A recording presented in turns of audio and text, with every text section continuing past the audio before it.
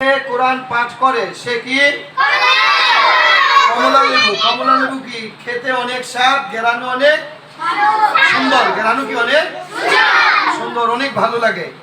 আর যেই ব্যক্তি কোরআন শিখে কোরআন পড়ে না সে হলো কি খেজুর। সে কি খেজুর মানে মিষ্টি অনেক, কি নাই কোনো গ্রাম নেই।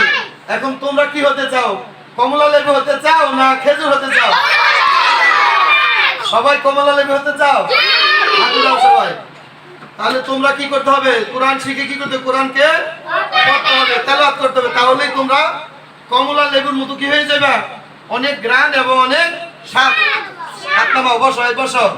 আরেকটা শুনো, যেই ব্যক্তি, কোন ব্যক্তি তোমরা কে আছে এখানে যে আমরা বিচারের মাঠে জান্নাত চাই? সবাই চাও? আল্লাহ কবুল করুক বলে আমি। যারা কোরআন তেলাওয়াত করে তারা জান্নাত পাবে ইনশাআল্লাহ। কারণ এই কোরআন তেলাওয়াতকারী কি বিচারের মাঠে কোরআন তার জন্য কি করবেন? আল্লাহর কাছে সুপারিশ করবেন যে আল্লাহ তুমি একে আগে জান্নাত দাও, এরপর হলো কথা, আগে জান্নাত। তাহলে দেখো কোরআন তেলাওয়াতে কত রহমত, কত ধরনের একটা কথা যদি অতিরিক্ত বলা বাইরে ভাড়া লাগিয়ে দিলাম। সোজা বসে আমার দিকে ফিরবে।